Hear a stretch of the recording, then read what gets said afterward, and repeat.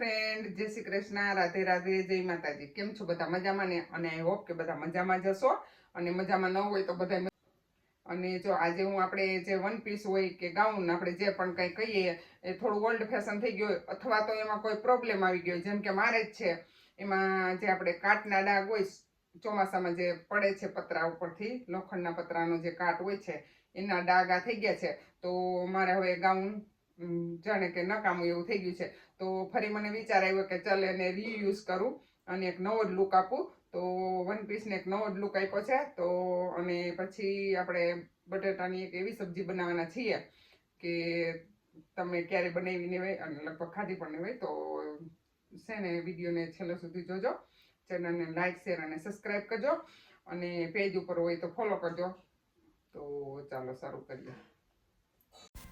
તો જો મારે આ રીતના વન પીસ છે અને એમાં થોડા જે ચોમાસામાં આપણે પતરા નીચે સૂકવેલા હોય કપડાં, તો એમાં જે આપણે સુવાક કહી અહીંયા એ કાટના જે ડાઘ હોય છે એ પડી ગયા છે અને જાતા નથી. લીંબુ પછી ઘણાએ ટ્રાય કરી લીધી, તો એ ધોબીને પણ આપી જોયું હતું તો પણ ગયા નથી.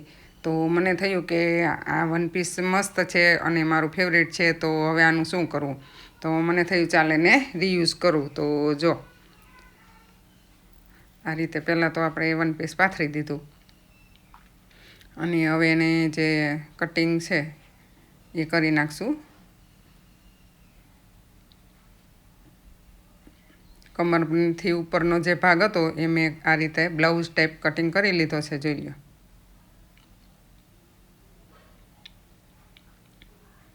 અને તમે જો આ રીતના ખાલી બ્લાઉઝમાં પહેરવું હોય તો એ હાલે, પરંતુ હું આમાંથી જે ટોપ આવે છે એ ટાઈપ બનાવવાની છું. જીન્સ ઉપર કે લેગીસ ઉપર તમે ગમે એ રીતે પહેરી શકો એ માટે.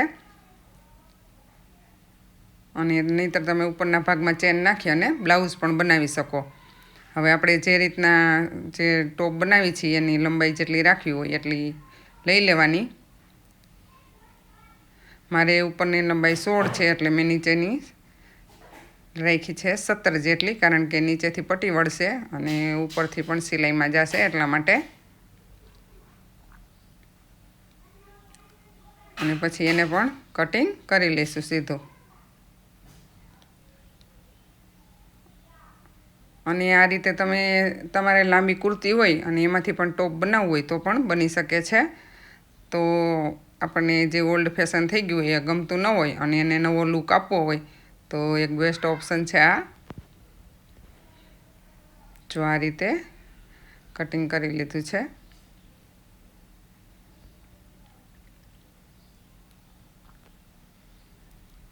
અને હવે આપણે પહેલાં તેમાં અસ્તર મૂકી લઈશું અને પછી બીજો ભાગ જોડી દઈશું જે ઉપરના હોય છે.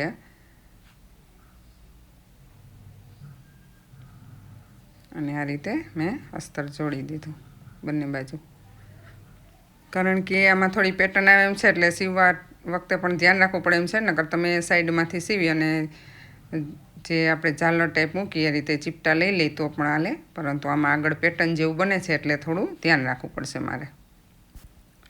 અને હવે જો આપણે આ ઉપરનું જે કાપડ હતું એ પણ જોડાઈ ગયું છે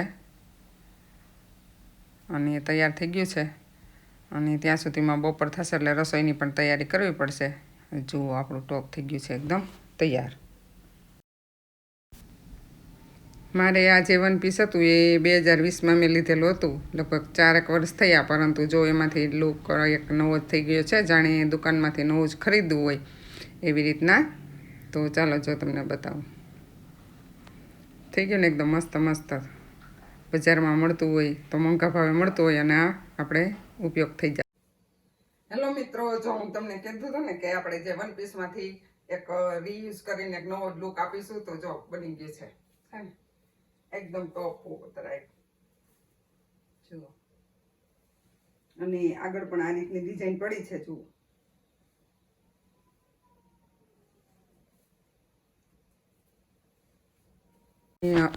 અને હવે જો આપણે બનાવે છે મસ્ત મસ્ત શાક. તો એના માટે મેં જો અહીંયા બાફેલ બટેકા લઈ લીધા છે.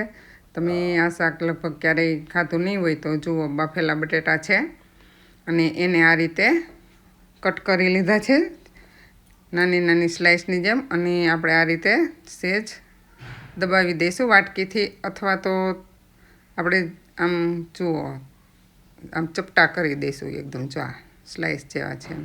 અને આ રીતે હાથથી પણ થોડું થોડું પ્રેસ આપી શકો તમે. અને એકદમ પાતળી સુધારવી હોય તો પણ હાલે. અને હવે જો આ બાજુ તેલ મૂકી દીધું છે. અને આ રીતે જે આપણા બાફેલા બટેકા છે એને પહેલાં આપણે તેલમાં ફ્રાય કરી લઈશું. જુઓ, અને તમે કાચા પણ કરી શકો, પરંતુ બાફેલ બટેકામાં એકદમ સરસ સ્વાદ આવે છે. તો મને થયું ચાલ કંઈક નવું બનાવીએ. કાચા બટેટામાંથી તો આપણે બનાવતા જોઈએ છીએ. તો આ રીતે એકદમ સરસ રીતે તળી લેવાના પહેલાં તો બધા બટેકાને ફેરવીને. અને આ બટેકાને આપણે બ્રાઉન રંગના થાય ત્યાં સુધી તળીશું. જુઓ આ રીતે. અને બ્રાઉન રંગના થઈ જાય પછી આપણે બટેટાને કાઢી લઈશું, બધા જ બટેકા.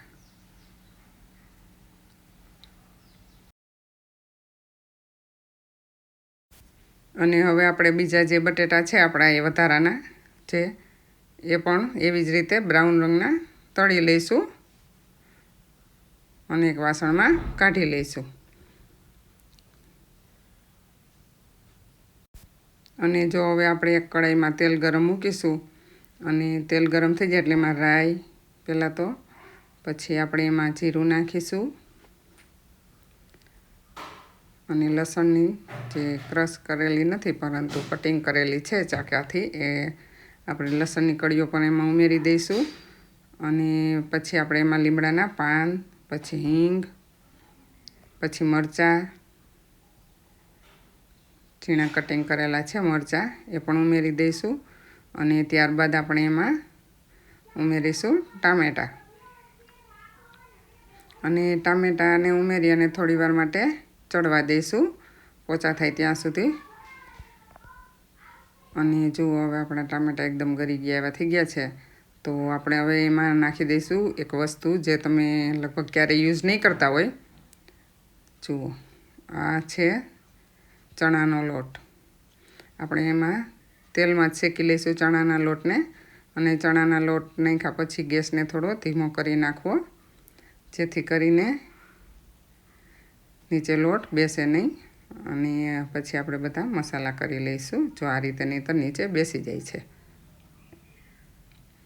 હવે આપણે એમાં બધા મસાલા કરી લઈશું. અને પહેલાં તો જો માંડવીના અધ કચરો દાણાનો ભૂકો કરેલો છે મેં, એ માંડવીના દાણાનો ભૂકો એમાં નાખી દઈશું. અને માંડવીનો દાણાનો ભૂકો નાખી ત્યારે પણ એકદમ સરસ રીતે હલાવવું, નહીંતર નીચે બેસી જશે. અને ગેસની ફ્લેમ ધીરી જ રાખવી. હવે આપણે એમાં 1 ચમચી ગરમ મસાલો, પછી ધાણા જીરું પાવડર, પછી હળદર, એ બધું નાખી દઈશું. અને નિમક. અને હવે બધું જ હલાવી નાખશું ફરીથી. અને જો ચોંટી જાય તો આ રીતે ઉખેડી લેવું. અને બને ત્યાં સુધી ગેસની ફ્લેમ ધીરી જ રાખવી.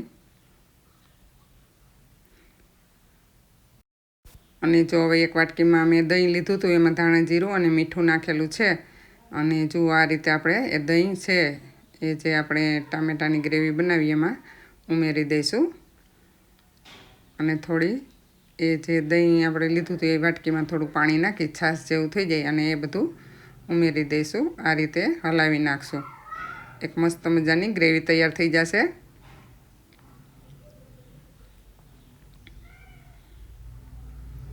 અને પછી આપણે જે બટેકા આપણે તળ્યા હતા, સેજ ઉકળે એટલે જે બટેકા તળ્યા હતા આપણે, અને એ બધા બટેકા એમાં નાખી દઈશું.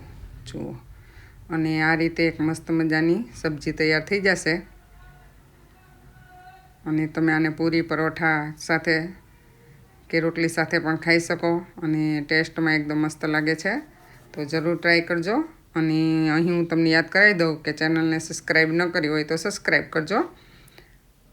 અને જુઓ આપણે એમાં ધાણા ભાજી નાખી દઈશું. અને ચટણી પણ છેલ્લે જ ઉમેરીશું, કારણ કે મારે દરરોજ મોરું શાક ચટણી વગરનું કાઢવાનું હોય છે, એટલે હું ચટણી હંમેશા છેલ્લે જ ઉમેરું છું. અને જુઓ આ થઈ ગઈ આપણી સબ્જી તૈયાર, એકદમ સરસ અને ગરમા ગરમ ખાઈ શકો તમે અને બહુ સરસ લાગે છે. બટેકાનું શાક તો વારંવાર બનાવતા જ હોય, પરંતુ આ રીતે એકવાર બનાવજો, બહુ મજા આવશે તમને.